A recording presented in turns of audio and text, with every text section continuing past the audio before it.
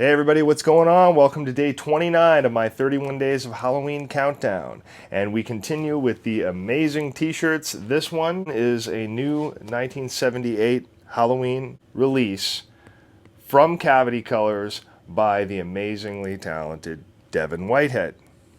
Jamie Lee looks amazing there. Loomis, Donald Pleasance in the background, again, looks fantastic. Captured him so well. The trick is to stay alive. Halloween. Yes, everyone's likeness on this is completely stunning, over the top. Devon Whitehead, absolutely a master. Love his work. And I love this t-shirt. Absolutely awesome. So check it out. It's at Cavity Colors. All right, so getting into the second half of our Cavity Colors double header. This is a Halloween 4 hoodie that I picked up from them a year or two back.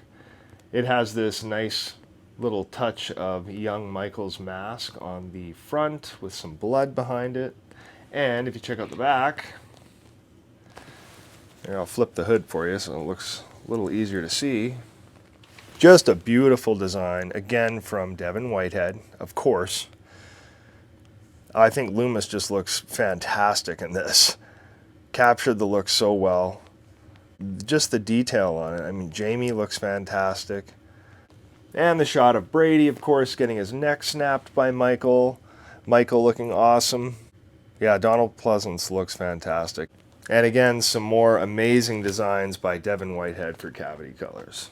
All right, so moving on to today's horror movie question. It's a bit of a two-part question here as well. So it is, what horror movie is most in need of a sequel? And what horror movie franchise do you think is most in need of a requel? So a bit of a two-part question here. But really, like, what horror movie that doesn't have a sequel needs one? You know what I mean?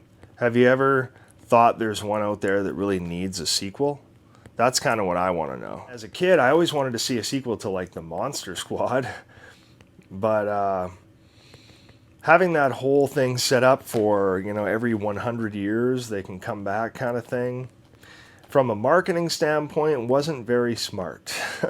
I mean, it's good from storytelling, but it's really hard to tell a sequel when they're not going to show up for 100 years, and you're going to see generations pass for a while before they return. So, yeah, I don't know. From a marketing standpoint, it's a little Jeepers Creepers-y, you know, where he comes back every 23 years. It's like, that's doable, but that's a hell of a gap. It's like, can't he come back every 23 months? Don't you think that would be better? Like a 2-year gap? That's long enough gap to put together a decent sequel, you know? And you can still have relevant actors, relevant stories. Anyway, whatever, I'm going off on a tangent. And the other one I wouldn't mind seeing a sequel for is the 1986 Trick or Treat, the Sammy Kerr story thing. You know, I mean, like, they had his music blasting on the radio, and how many people in the 80s, you know, had a little stereo with a tape deck in it where they could just record right off the radio. And that's how we got a lot of music.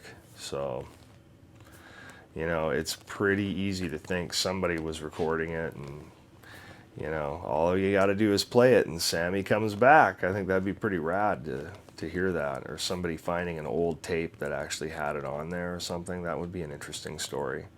So I would really like to see a sequel to Trick or Treat. I think that'd be pretty badass. But that, and maybe the first Power, if it would still work, I think that'd be pretty cool too. But Jeff Kober was fantastic in that. And I thought he would have been awesome to, you know, reprise that role. I don't know if it would work as well today, but it would be neat to see something there. I don't know. It might be a little too late for that franchise, though. Or it might have to do a full reboot, but I would love to see it. It was a really cool story. It's a great movie. Those would be my choices there. As for a requel, I've been saying it for a while, man. I think it would just be cool to do that to the Scream franchise right after the 1996 movie, you know. You could just explore so much there. You could go back.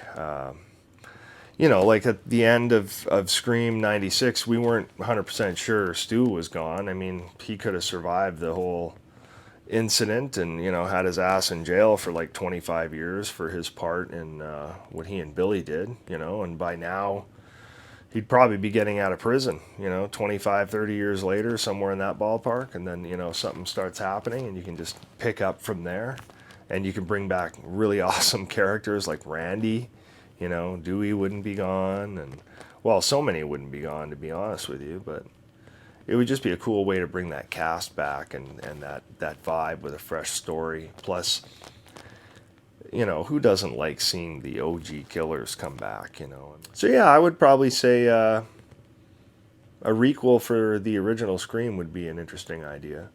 Not to abandon the new story. I mean, you can continue with that too, but it'd be cool to see, you know, an element like that thrown in there. I think that would be successful if, you know, you came up with a decent story. But I'm sure people would love to see that, and it would make sense, and you don't have to worry about all the other sequels. You just act like they never happened, kind of thing, just like Halloween 2018 did with Halloween 2 and so on.